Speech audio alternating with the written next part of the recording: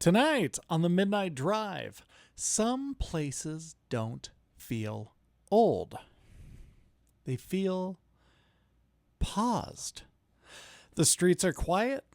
The buildings stand exactly where they've stood for generations. The church still overlooks the bay. The sidewalks still remember countless footsteps. It's the kind of town where you almost find yourself speaking a little more softly, as though someone else might be listening still. Tonight, we're visiting one of Washington's most storied communities, a place known for its history, its beauty, and the stories that have earned it a reputation as one of the most haunted towns in America. But perhaps the real mystery isn't whether the ghosts still wander the streets. Perhaps it's why certain places refuse to let go of the people who shaped them.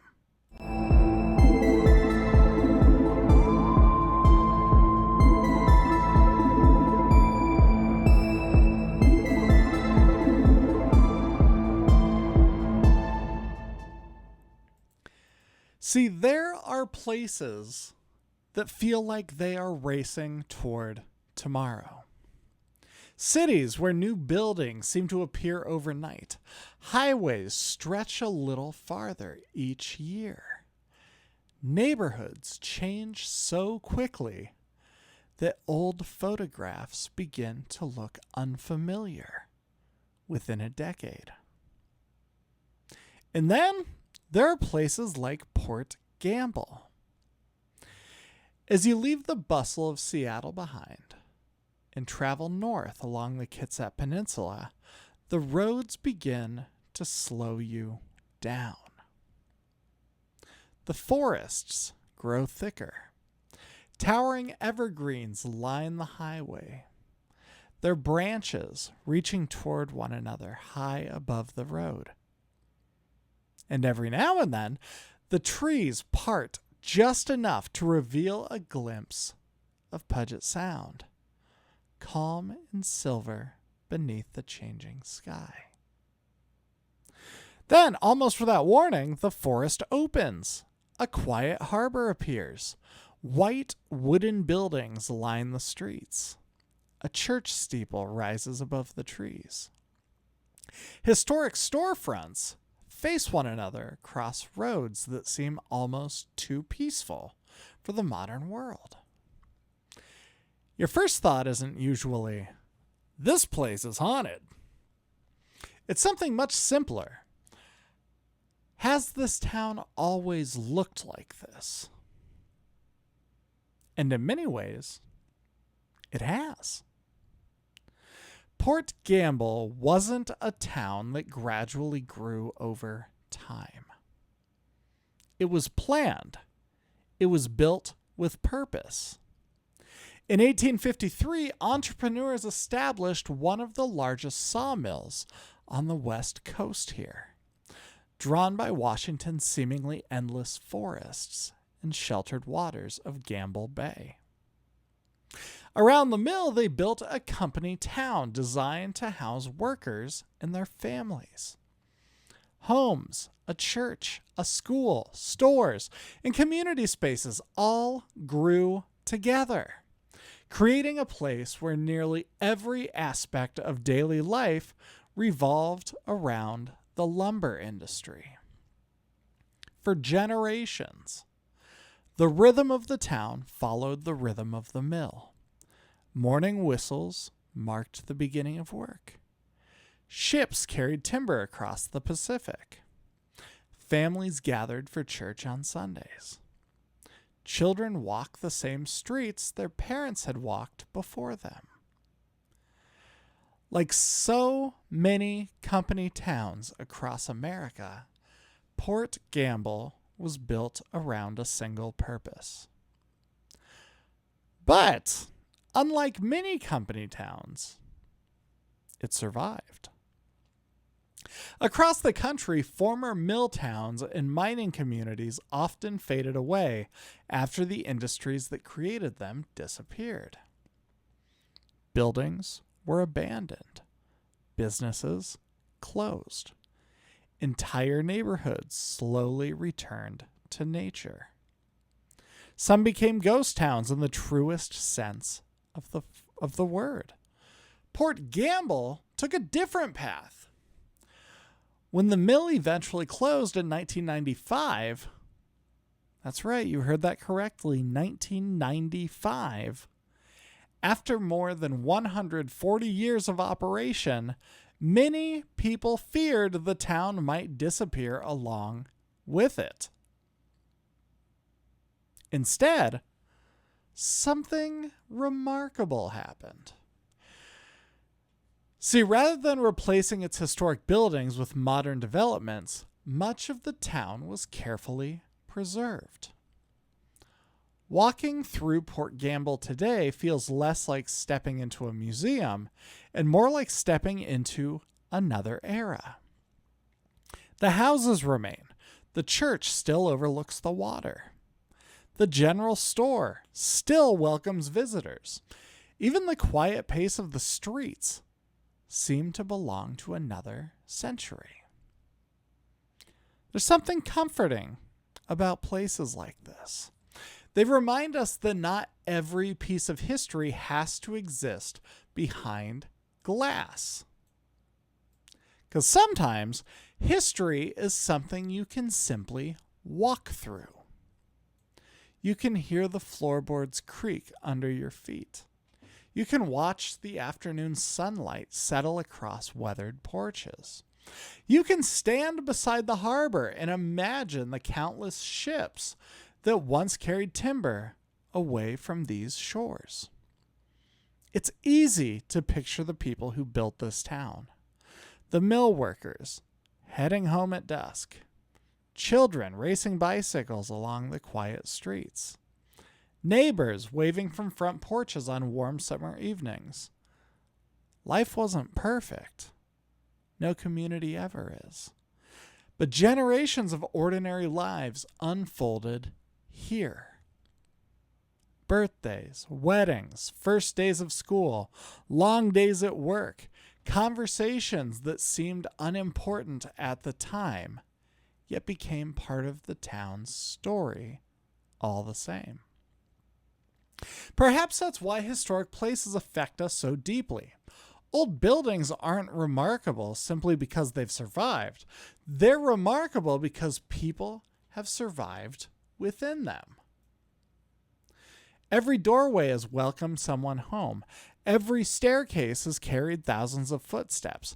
Every window has framed moments that mattered enormously to the people living them. Even if history never recorded their names, the longer you spend in Port Gamble, the more you begin noticing something difficult to describe. It's quiet, not empty, not abandoned, just peacefully quiet. That kind of quiet that invites reflection, the kind that encourages you to slow your pace without realizing you've done it.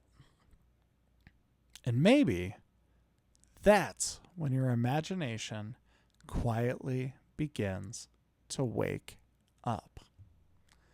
Because when a place changes very little, it becomes surprisingly easy to picture the people who were there before you. You almost expect to see someone stepping out of the general store, dressed in clothes from another century. What an odd thing to consider, because this could be the 1800s, or it could just be straight out of the 1990s. Dressed in clothes from another century. To hear laughter drifting from a house whose occupants have long since moved on. To catch movement from the corner of your eye, only to realize it was nothing more than shifting light through old glass. Or perhaps something else. After the break, we will explore why towns like Port Gamble inspire so many stories of ghosts, and whether the feeling of being haunted has more to do with memory than with the supernatural. You're listening to The Midnight Drive. Here's something interesting. Think about it. Almost every old town collects ghost stories. Think about the town that you grew up in. Did you have local ghost stories? Did you have a friend that knew a friend that experienced a paranormal moment? See, it's not just Port Gamble. Think about different things that we've talked about on this show. Historic hotels, old theaters, lighthouses, train stations, battlefields, hospitals. If a building has stood long enough, eventually someone will tell you they've heard footsteps in an empty hallway. Or they've seen someone standing in a window. Or they felt that they weren't quite alone. Maybe that's coincidence. Maybe it's expectation. Or maybe it's something about the old places themselves. Psychologists have spent years studying how environments influence the way we think and feel. They found that architecture changes our behavior in subtle ways. Large open spaces can inspire awe. Low ceilings encourage focus. Natural light affects mood. Quiet spaces invite reflection. Historic places do something else. They encourage imagination. So when you walk into a building that's been standing for more than a century, your mind naturally begins asking questions. Who stood here before me? Who built these walls? Who laughed in this room? Who cried here? What conversations echoed down these hallways long before I arrived? The building hasn't changed. Only the people have. And somehow, that seems significant. Port Gamble offers countless opportunities for those questions. Visitors often mention the Walker-Ames house, where stories have circulated for generations about unexplained footsteps, doors opening on their own, and the feeling that someone is quietly moving through the home after everyone else has gone to bed. Others will point toward the historic theater.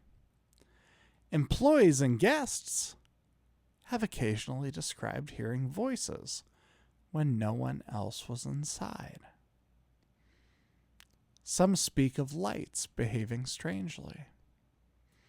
Others simply describe an overwhelming sense that the building never feels completely empty. The old hotel has its own collection of stories. Guests have reported hearing footsteps overhead. Objects seem to appear when no one remembers leaving them. A few even describe waking during the night with an unmistakable feeling that someone had just walked past their door. Whether those experiences have extraordinary explanations or something more mysterious depends entirely on who you ask. And honestly, I'm not sure that's the most interesting part of all of this, because ghost stories have never been sustained by evidence alone. They survive because of something much older. Storytelling. One person shares an experience. Another remembers hearing something similar years before. A visitor arrives, already knowing the stories. Suddenly, every creaking floorboard feels just a little more meaningful. Every unexpected sound carries a little more weight. And that's not dishonesty. That's how people create shared experiences. Stories give places personality. They transform buildings into landmarks, streets into memories, towns into something people carry with them long after they've gone home. There's another reason why I think Port Gamble feels different. Unlike many historic communities, it was never erased. Many towns lose their identity one renovation at a time. The old storefronts disappear.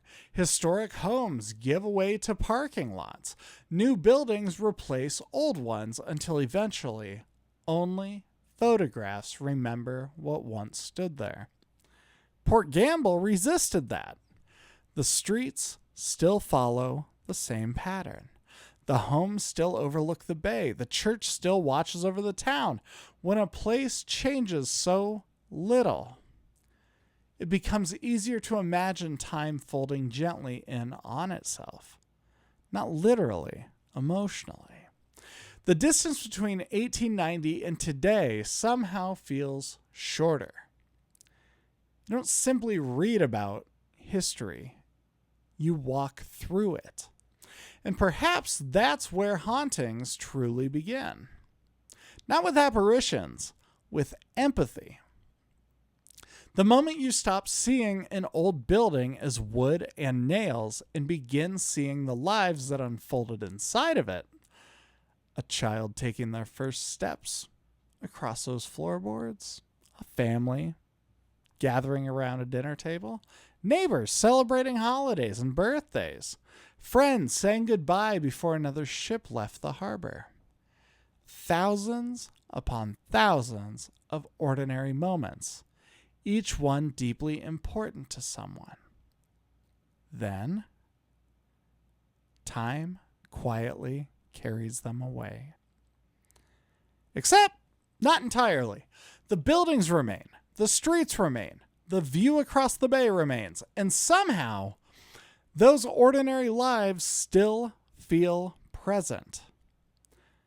Not because they're trapped, but because they mattered. Maybe that's why ghost stories have always fascinated us. Not because we're obsessed with death, but because we're searching for continuity. We want to believe the people who came before us are not completely lost. That joy leaves an imprint. That love leaves an imprint. That entire communities somehow remain woven into the places they helped create. Whether that's spiritual, psychological, or simply poetic. I will leave that for you to decide. What I do know is that places can shape memory, just as surely as memory shapes places. A familiar smell can transport you 20 years into the past. A favorite song can remind you of someone you haven't seen in decades. A quiet street can suddenly feel full of people who aren't there anymore. Perhaps towns can do the same thing. And perhaps that's why Port Gamble feels so different. Not because it's frozen in time, but because it gently reminds us that time never truly disappears.